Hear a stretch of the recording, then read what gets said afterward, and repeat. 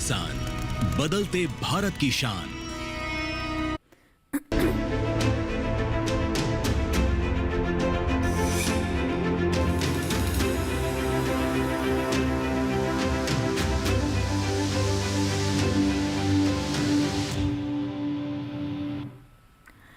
नमस्कार, स्वागत है आपका मौसम खबर में। मैं हूं अंजू सिंह। मौसम खबर में जानेंगे अगले 24 से 48 घंटों में कैसा रहेगा मौसम का हाल, कहाँ होगी बारिश, कहाँ चलेंगी तेज हवाएं, तापमान की स्थिति कैसी रहेगी, वायु गुणवत्ता की स्थिति क्या है, कहाँ खराब हुई, कहाँ बेहतर हुई, और इसके अलावा पर्यटक स्थलों के मौसम पूर्वानुमान की भी पूरी जानकारी देंगे। लेकिन शुरुआत 5 बड़ी खबरों के साथ। तो आइए सिलसिलेवार तरीके से इन 5 बड़ी खबरों पर नजर डालते हैं। सबसे पहले आपको उत्तर प्रदेश के बारे में बता दें, जहां पर गरज और चमक के साथ तेज हवाएं चलने की आशंका बनी हुई है। अगली खबर जो है वो ओडिशा से जुड़ी हुई है, जहां पर इक्का दुक्का जगह पड़ सकते हैं ओले, यानी ओलावृष्टि कुछ क्षेत्रों में ओडिशा में हो सकती है, तो किसान सावधान रहें। अगर उप हिमालय पश्चिम बंगाल की बात करें तो कहीं कहीं यहाँ पर भारी बारिश हो सकती है, यानी उप हिमालय पश्चिम बंगाल में बारिश की स्थिति बनी हुई है, तो सावधान रहें। तटीय आंध्र प्रदेश की बात करें तो गिने चुने हिस्सों में जो मौसम है वो आर्द्र रहेगा, यानी ह्यूमिडिटी काफ़ी रहेगी। तमिलनाडु की बात कर लेते हैं तो छुटपुटे इलाकों में गर्म हवाओं का अनुमान है, यानी यहाँ पर हीट वेव्स चल सकती हैं। तो ये थी मौसम से जुड़ी 5 बड़ी खबरें। और आइए बात करते हैं मौसम अलर्ट के बारे में, जिसमें हम आपको बताते हैं कि किस तरह के अलर्ट मौसम को लेकर आ रहे हैं। तो आइए हम शुरुआत करते हैं। सबसे पहले आपको जानकारी दें पश्चिमी उत्तर प्रदेश, पूर्वी उत्तर प्रदेश के बारे में, और यहाँ के बारे में आपको बता दें कि लगातार गर्मी की स्थिति बढ़ती जा रही है। तो हमारे जो किसान हैं वो सावधान रहे, सावधान रहने की आवश्यकता है, क्योंकि लगातार जो पारा है वो आगे बढ़ता जा रहा है, मतलब ऊंचा होता जा रहा है, और यहाँ पर हीट वेव्स भी चल रही है, लू जैसी स्थिति भी बन रही है। हालांकि पश्चिमी मध्य प्रदेश और पूर्वी मध्य प्रदेश की बात करें तो यहाँ पर भी कहीं कहीं बारिश होने की संभावना है। झारखंड, गांगे पश्चिम बंगाल और ओडिशा की बात कर लें तो यहाँ आप देखिए झारखंड, गांगे पश्चिम बंगाल में भी तेज़ हवाएं और गर्म हवाएं चलने की आशंका बनी हुई। विदर्भ और छत्तीसगढ़ में भी ऐसे हालात रहेंगे, लेकिन नज़र बनाए रखिए। तेलंगाना और भीती उत्तर कर्नाटक, मध्य महाराष्ट्र, रायलसीमा, जो दक्षिण के सभी राज्य हैं वहाँ पर देखिए नज़र बनाए रखने की आवश्यकता है, यानी आप थोड़ा सतर्क जरूर रहें। लेकिन जो हम देख रहे हैं झारखंड, गांगे पश्चिम बंगाल, ओडिशा और तटीय आंध्र प्रदेश की, तो सावधान रहने की आवश्यकता है, यानी मौसम से जुड़ी जो गतिविधियां हैं उसको लेकर थोड़ा सजग रहें, थोड़ा सावधान रहें, अलर्ट रहें। अब बात करते हैं हम पूर्वोत्तर के राज्यों की। तो आप देखिए यहाँ पर पूर्वोत्तर के राज्यों में भी कहीं कहीं बारिश हो सकती है, तो उसको लेकर के भी इस तरह की खबर आ रही है कि सावधान रहने की आवश्यकता है। अब बात करते हैं मौसम पूर्वानुमान की। मौसम पूर्वानुमान में हम आपको बारिश के बारे में बताते हैं कि कहाँ कहाँ बारिश होगी, कहाँ कहाँ बारिश नहीं होगी, बिल्कुल नहीं होगी, और कहाँ पर कुछ एक जगह पर होगी। तो शुरुआत करते हैं हम जम्मू कश्मीर, लद्दाख, हिमाचल प्रदेश, पंजाब, हरियाणा, दिल्ली, उत्तराखंड से। तो देखिए बरसात नहीं होने की संभावना है, लेकिन पश्चिमी उत्तर प्रदेश, पूर्वी उत्तर प्रदेश में कहीं कहीं बारिश हो सकती है। तो कहीं कहीं बारिश होने की संभावना है उत्तर प्रदेश में, लेकिन जो ऊपर के राज्य है वहाँ पर स्थिति क्या है ये आपने फिलहाल अभी देखा कि वहाँ पर फिलहाल बरसात नहीं है, लेकिन उत्तर प्रदेश में कहीं कहीं बारिश हो सकती है। अब हम बात करते हैं नागालैंड, मणिपुर, मिजोरम और त्रिपुरा की, जहाँ पर कई जगह बरसात हो सकती है, जैसा कि हमने मौसम अलर्ट में भी आपको बताया था।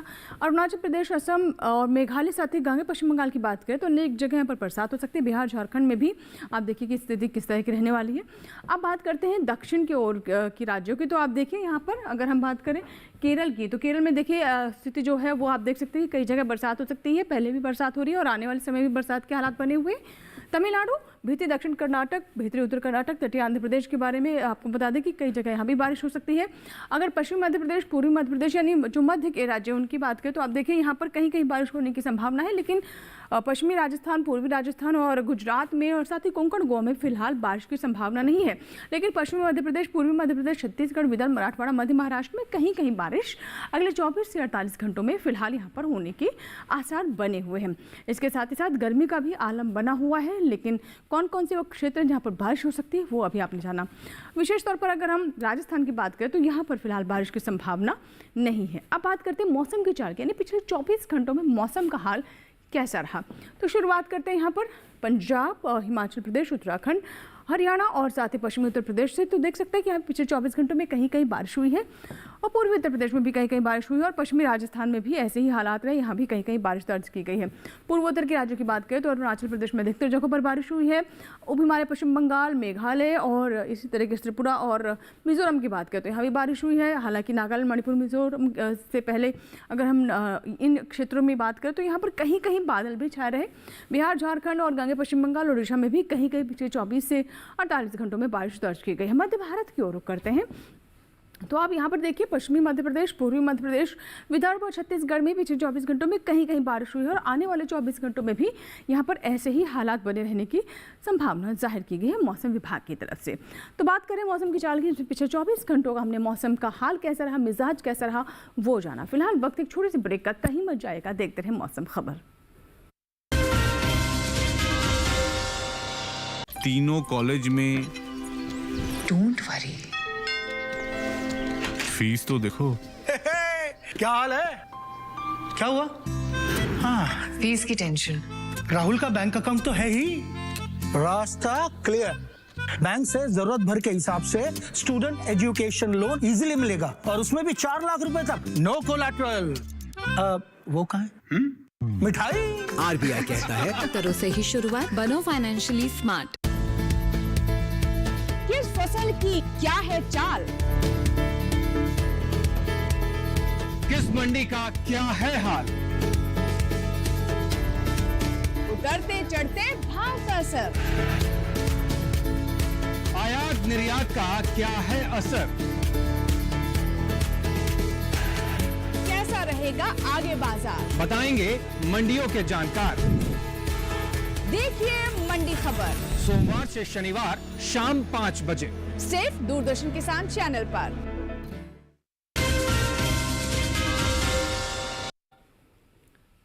ब्रेक के बाद एक बार फिर आपका स्वागत है। आप देख रहे हैं मौसम खबर। मौसम खबर के इस भाग में अब हम बात करेंगे तापमान के हाल की, यानी कहां पर अधिकतम तापमान सामान्य से ऊपर गया, कहां नीचे गया, अधिकतम और न्यूनतम तापमान की स्थिति क्या रही। आइए नजर डालते हैं तापमान के हाल पर। और जैसा कि आप जानते हैं कि गर्मियां हैं तो हम शुरुआत करते हैं अधिकतम तापमान के साथ। तो देखिए यहाँ पर हिमाचल प्रदेश, पंजाब की बात करें तो यहाँ पर जो तापमान है, अधिकतम तापमान सामान्य से 5 डिग्री सेल्सियस हालांकि कम नज़र आ रहा है, कम दर्ज किया गया है। लेकिन वहीं अगर हम बात करें पूर्वोत्तर के राज्यों की ओर बढ़े, उससे पहले हम बिहार और आगे पश्चिम बंगाल की बात कर लेते हैं। तो यहाँ पे देखिए, यहाँ पे जो तापमान है 3 से 5 डिग्री सेल्सियस कम दर्ज किया गया है, यानी सामान्य से 3 से 5 डिग्री सेल्सियस अधिकतम तापमान कम ही रहा है। पूर्वोत्तर के राज्यों की बात कर लेते हैं तो देखिए अरुणाचल प्रदेश और असम की बात करें तो यहाँ पर 1 से 3 डिग्री सेल्सियस ज़्यादा रहा है सामान्य से अधिकतम तापमान। और इसी तरीके से उड़ीसा की ओर रुख कर ले तो यहाँ पर भी 1 से 3 डिग्री सेल्सियस तापमान जो है वो ज़्यादा ही दर्ज किया गया है। रुख करते हैं तटीय आंध्र प्रदेश की ओर, तो यहाँ भी देखिए तापमान जो सामान्य से 5 डिग्री सेल्सियस ज़्यादा दर्ज किया गया है। और अगर हम दक्षिण की ओर रुख करें तो यहाँ पर देखिए तमिलनाडु पुडुचेरी में 3 से 5 डिग्री सेल्सियस जो अधिकतम तापमान है वो सामान्य से ऊपर दर्ज किया गया, यानी दिन काफ़ी गर्म दर्ज किए गए हैं। इसी तरीके से अगर हम भीतरी दक्षिण कर्नाटक, भीतरी उत्तर कर्नाटक पर नजर डालें, हालांकि यहाँ पर देखिए आप तापमान में 1 से 3 डिग्री सेल्सियस की गिरावट है और दिन जो है आमतौर पर जितने गर्म महसूस हो रहे थे उससे 1 से 3 डिग्री सेल्सियस यहाँ पर गिरावट दर्ज की गई है। कच्छ और सौराष्ट्र की ओर करें तो यहाँ पर देखिए जो अधिकतम तापमान है वो 1 से 3 डिग्री सेल्सियस ज़्यादा रहा है। तो तापमान देख रहे हैं हम गुजरात में भी काफ़ी ज़्यादा बढ़ रहा है और इसका प्रभाव यहाँ भी देखने को हम देख सकते हैं। और अगर हम सबसे अधिक तापमान की बात करें तो वो भी देखिए राजकोट में दर्ज किया गया है 42.3 डिग्री सेल्सियस अधिकतम के बाद। आइए बात करते हैं न्यूनतम तापमान के बारे में।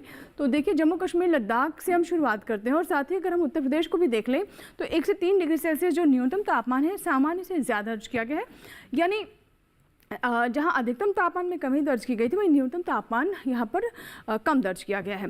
इसी तरीके से हम रायलसीमा की ओर रुख करें तो यहाँ पर आप देखिए क्या स्थिति है। इसी तरीके से अगर हम मध्य महाराष्ट्र और मराठवाड़ा की बात कर लें तो 1 से 3 डिग्री सेल्सियस जो तापमान है वो सामान्य से, यहाँ पर जो न्यूनतम तापमान है सामान्य से ज़्यादा दर्ज किया गया है। रुख करते हैं हम पश्चिमी राजस्थान और पूर्वी राजस्थान की ओर, तो न्यूनतम तापमान जो है 3 से 5 डिग्री सेल्सियस ज़्यादा दर्ज किया गया है, यानी रातें जो है वो जो उनमें भी हम तापमान में इजाफा देख रहे हैं वो भी गर्म दर्ज की गई हैं सामान्य से। और अगर हम सबसे कम तापमान की बात करें तो पंजाब के चंडीगढ़ में देखिए यहाँ पे तापमान 16.5 डिग्री सेल्सियस दर्ज किया गया है। तो ये तो बात हुई अधिकतम और न्यूनतम तापमान के बारे में। हमने आपको बताया कि कहाँ सामान्य से ज़्यादा और कहाँ कम रहा है, चाहे बात हो अधिकतम तापमान की हो या फिर न्यूनतम तापमान की। अब देखते हैं देश के अन्य हिस्सों में अधिकतम और न्यूनतम तापमान की क्या स्थिति है।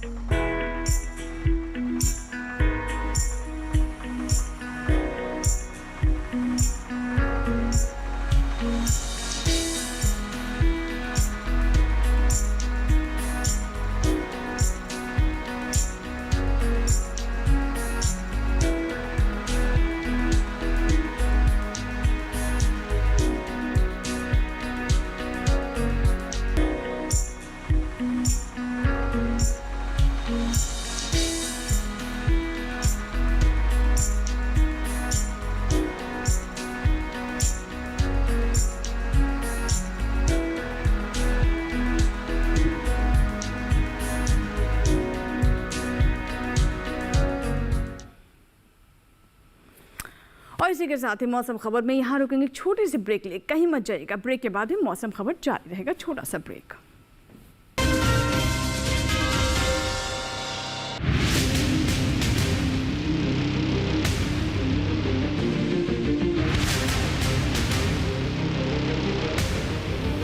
जब तपती है धरती, सूरज उगलता है आग, ठंड में जब सर्दी जमा देती सबके हाल, सब छुप जाते अपने अपने घरों में, तब बाहर निकलता सिर्फ एक इंसान, भरने के लिए हम सबका पेट, खून को पसीने की तरह देता बहा, थक जाता, झुलस जाता, हो जाता बीमार, तब उसकी सेहत का ध्यान रखता सिर्फ डीडी किसान।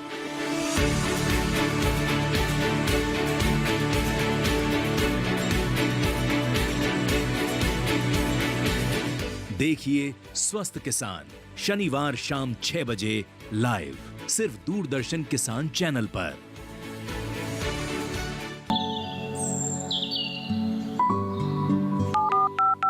लोग कार्यक्रम के पहले कॉलर जुड़ गए हैं। इस बीच हमारे पास कुछ ईमेल्स भी आए हैं। सवाल पूछिए अपना। में जो मकान पैदा करेंगे इनमें कौन सी सावधानी बरतनी है? गर्म इलाकों के लिए आप HRM99 इनसे आप कुछ फल ले सकते हैं। जैस्मीन के पेड़ पे जैस्मिन, फल निहाय। उसको पूरी खुली धूप चाहिए। फसल में कीट लगा हो या कोई बीमारी, पशुपालन में हो कोई दिक्कत या चाहिए कोई जानकारी, फोन उठाइए, नंबर मिलाइए और कहें हेलो किसान।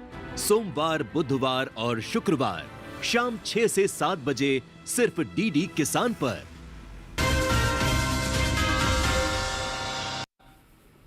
ब्रेक के बाद एक बार फिर आपका स्वागत है। आप देख रहे हैं मौसम खबर, और मौसम खबर के इस भाग में हम सबसे पहले बात करते हैं एयर क्वालिटी इंडेक्स यानी वायु गुणवत्ता के बारे में। कहाँ संतोषजनक है, कहाँ बिगड़ी है, कहाँ अच्छी स्थिति में है वायु गुणवत्ता, इसके बारे में हम नज़र डालते हैं। यानी देश के जो प्रमुख शहर हैं, बड़े शहर हैं, वहाँ की हवा की स्थिति क्या है। शुरुआत करते हैं राजधानी दिल्ली से। तो आप देख सकते हैं कि 178 है यहाँ की वायु गुणवत्ता, जो कि फिलहाल संतोषजनक बनी हुई है।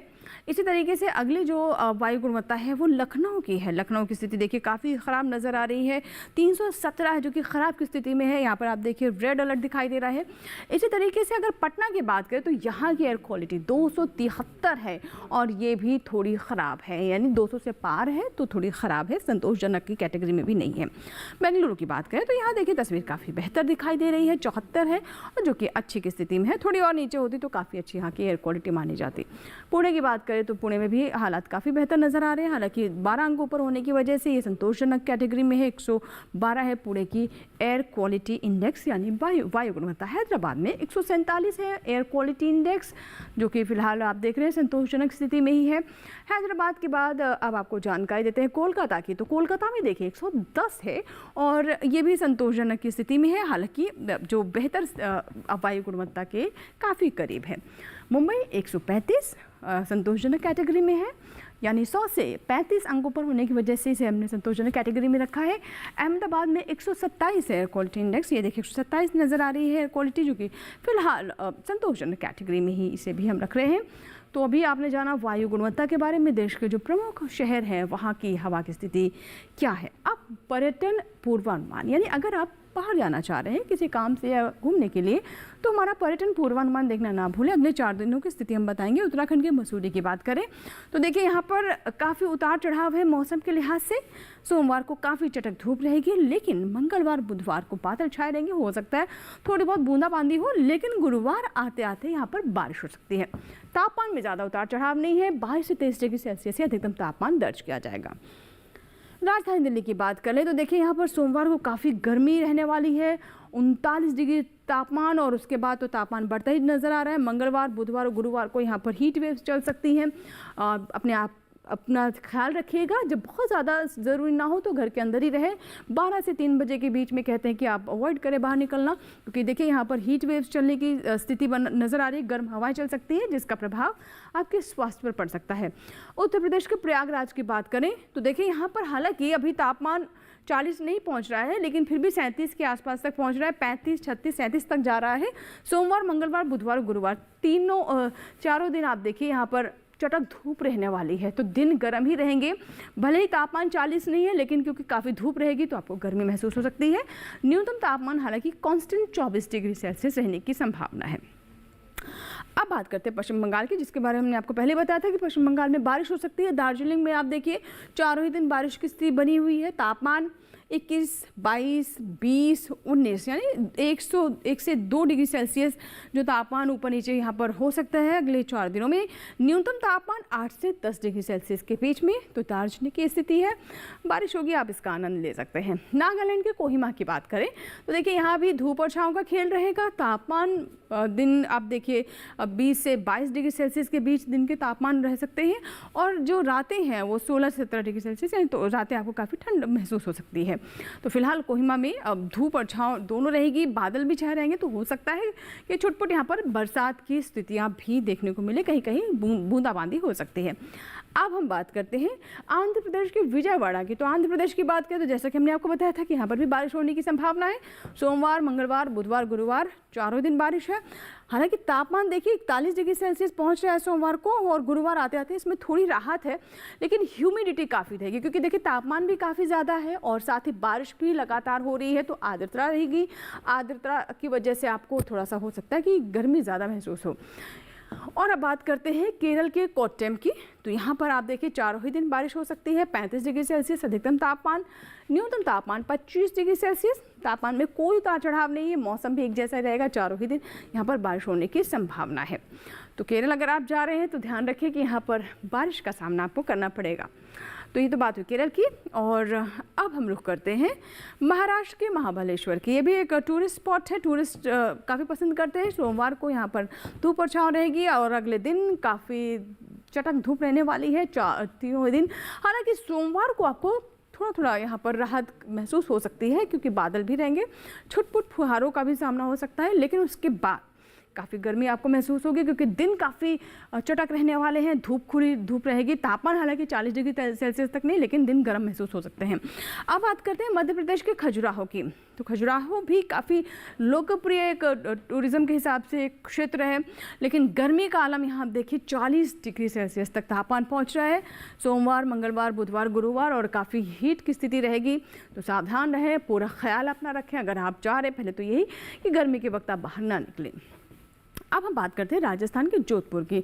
सोमवार, मंगलवार बादल रहेंगे, लेकिन तापमान देखिए यहाँ पर 44 डिग्री सेल्सियस तक पहुँच रहा है और चेतावनी भी जारी की गई। गुरुवार को यहाँ पर 44 डिग्री सेल्सियस यानी काफ़ी गर्म हवाएं, लू और हीट वेव की स्थिति यहाँ पर बन सकती है, तो पूरी सावधानी बरतें। सोमवार को भले ही उस तरह का चटक धूप नहीं रहेगी, लेकिन क्योंकि तापमान बहुत ज़्यादा है, 42 डिग्री सेल्सियस, 41 डिग्री सेल्सियस, 44 तक पहुँच रहा है, तो बहुत ख्याल रखने की आवश्यकता है और लगातार इसको लेकर चेतावनी भी जारी की जा रही है, चाहे अपना ख्याल हो या पशुओं का हो या अपनी फसलों का पूरा ध्यान रखें।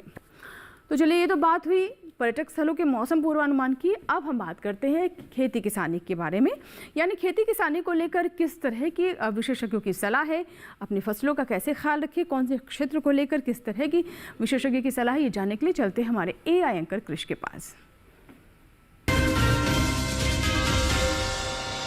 नमस्कार, आप देख रहे हैं DD किसान।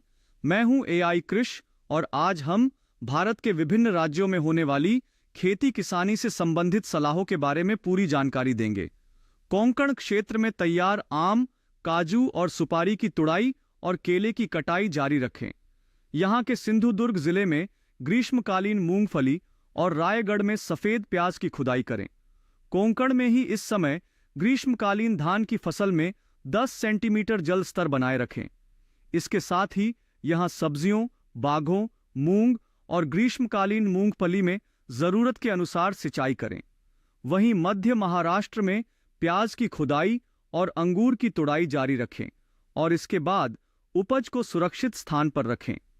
यहीं इस मौसम में गन्ना, सब्जियों, बाघों, ग्रीष्मकालीन मूंगफली और बाजरे में जरूरत के अनुसार सिंचाई करें।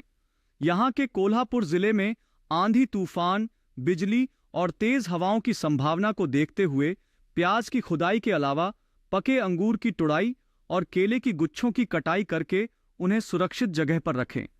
इसके साथ ही यहां इस समय तोरई, टमाटर और केले के पौधों को सहारा दें। मध्य महाराष्ट्र में ही गन्ने में मिट्टी चढ़ाए और तीसरी बार 25 किलोग्राम नाइट्रोजन प्रति हेक्टेयर डालें।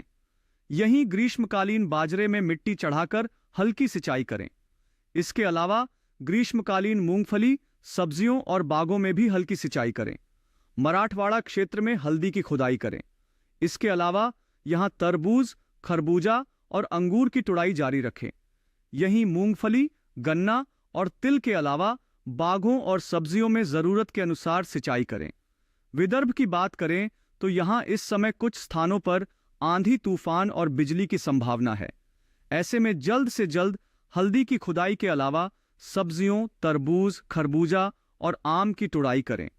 विदर्भ में ही इस समय मूंगफली, तिल, सूरजमुखी और मूंग में जरूरत के अनुसार सिंचाई करें, जबकि पहले से बोई गई मूंग और तिल में जरूरत के अनुसार निराई गुड़ाई करें। इसी तरह कृषि और किसानों से जुड़ी हर महत्वपूर्ण जानकारी के लिए हमारे साथ जुड़े रहिए और देखते रहिए डीडी किसान। धन्यवाद। तो ये थी खेती किसानी से जुड़ी हमारी रिपोर्ट। आइए बढ़ते हैं आगे और अब एक और विशेषज्ञ की राय के लिए हम चलते हैं पुणे और वहां पर मौसम विभाग के कृषि मौसम वैज्ञानिक आशुतोष मिश्र हमें क्या जानकारी दे रहे हैं, आइए सुनते हैं। पश्चिमी राजस्थान तथा गुजरात के कुछ क्षेत्रों में उष्ण लहर चलने की संभावना भी दिखाई दे रही है। अतः सभी सब्जियों वाली फसलों में, साथ ही हल्दी इत्यादि में नियमित रूप से हल्की सिंचाई देते रहें।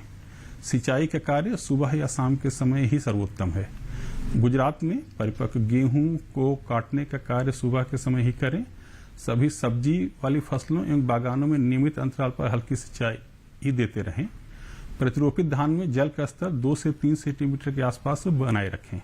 मणिपुर में मटर, मसूर, रेपसीड इत्यादि की पकी हुई फसल को काटने का कार्य यथाशीघ्र पूर्ण करें।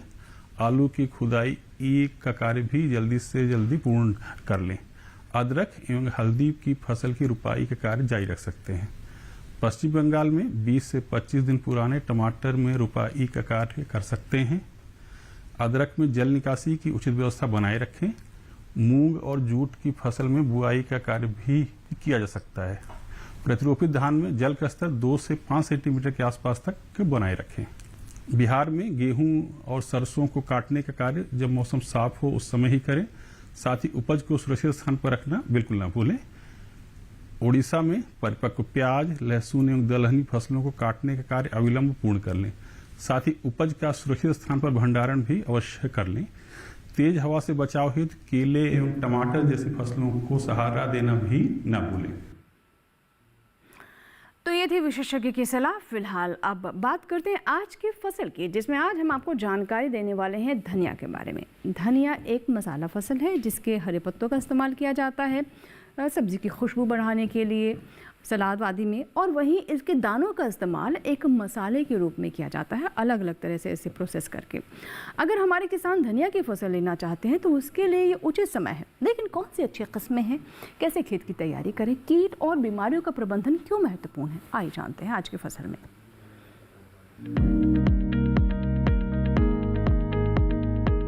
धनिये की खेती के लिए दोमट मिट्टी सबसे अच्छी मानी जाती है। इसे अच्छे जीवांश युक्त भारी भूमि में भी उगाया जा सकता है। खेत में जल निकासी का उचित इंतजाम जरूरी है। बोने से पहले खेत को अच्छी तरह जोत ले और मिट्टी को भुरभुरा बना ले। साथ ही मिट्टी को समतल कर ले। आखिरी जुताई में 100 से 120 क्विंटल प्रति हेक्टेयर की दर से गोबर की खाद मिला दे। बीज की मात्रा बुआई और सिंचाई की दशा पर निर्भर करती है। सिंचित दशा में 12 से 15 किलो बीज प्रति हेक्टेयर डालें, जबकि असिंचित दशा में इतनी ही जमीन के लिए 25 से 30 किलो बीज की जरूरत होगी। बोने से पहले बीज को उपचारित जरूर कर लें। साथ ही बुआई से पहले बीज को 12 घंटे पानी में भिगो कर रखें। कतार से कतार की दूरी 20 से 30 सेंटीमीटर जबकि गहराई 2 से 2.5 सेंटीमीटर रखें। पूरी फसल में 4-5 सिंचाई की जरूरत होती है। पहली सिंचाई बुआई के 30 से 35 दिन बाद, दूसरी 60 से 70 दिन बाद, तीसरी 80 से 90 दिनों के बाद और चौथी 100 से 105 दिन बाद करें।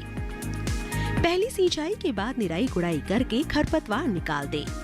1 माह बाद फिर से निराई गुड़ाई करें। खरपतवार की रोकथाम के लिए विशेषज्ञों की सलाह पर उचित दवाओं का छिड़काव करें। धनिये में उकठा रोग चूर्णिल आसिता रोग हो सकता है। इसे ग्रामीण भाषा में दहिया भी कहा जाता है। रोकथाम के लिए रोग अवरोधी प्रजातियां बोकर भी बीमारियों से बचा जा सकता है। फसल चक्र अपनाना भी बेहतर रहता है, लेकिन किसान इस बात का ध्यान रखे कि फसल में किसी भी तरह की दवा का छिड़काव करने से पहले कृषि विशेषज्ञों की सलाह जरूर ले। पूरी फसल होने पर पत्तियों की तुड़ाई सावधानी से करें। ध्यान रहे तोड़ते समय पत्तियां बर्बाद ना होने पाए। 1 हेक्टेयर जमीन से 125 से 140 क्विंटल तक हरी पत्तियां ली जा सकती है।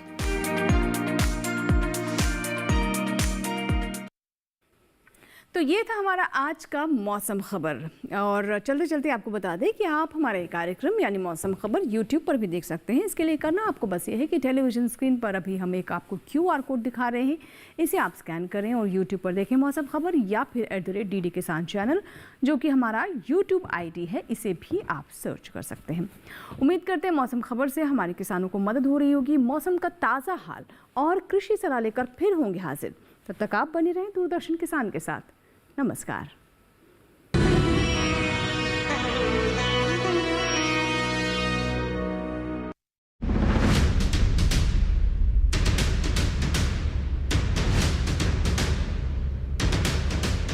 नमस्कार, किसान पृष्ठ मंच में आप सभी का स्वागत है। आज किसान पृष्ठ मंच का कारवां नई दिल्ली के नजफगढ़ के सारंगपुर पहुंचा है।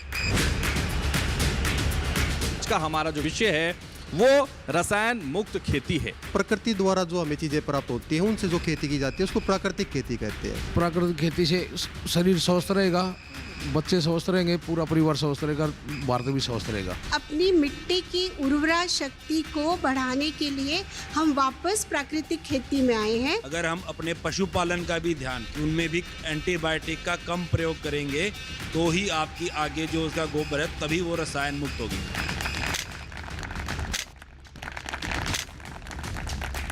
देखिए किसान प्रश्न मंच सीजन 2 हर रविवार शाम 8:30 बजे सिर्फ दूरदर्शन किसान पर। नमस्कार, किसान यात्रा में आपका स्वागत है। मैं हूं आपके साथ हैदर ज़ेदी। हम समझेंगे कि कितने विकास के पथ पर हैं हमारे किसान।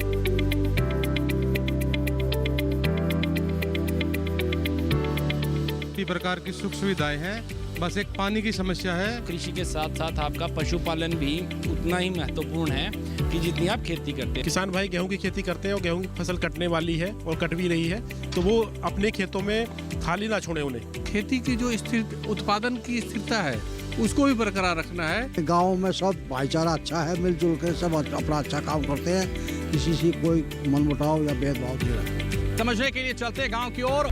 देखिए दिल्ली के नजफगढ़ के गांव सारंगपुर से खास कार्यक्रम किसान यात्रा 15 अप्रैल मंगलवार दोपहर 3 बजे, पुनः प्रसारण रात 9:30 बजे, सिर्फ डीडी किसान पर।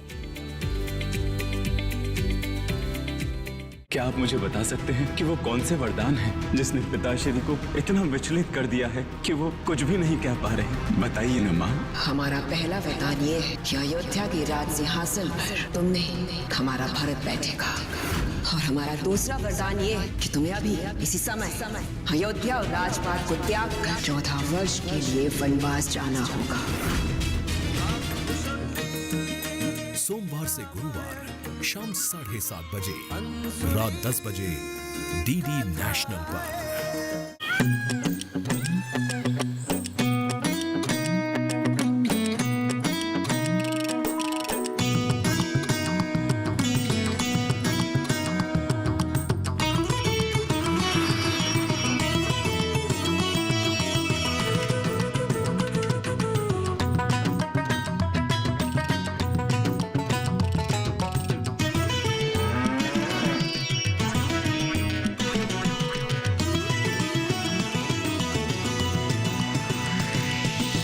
डीडी किसान, बदलते भारत की शान।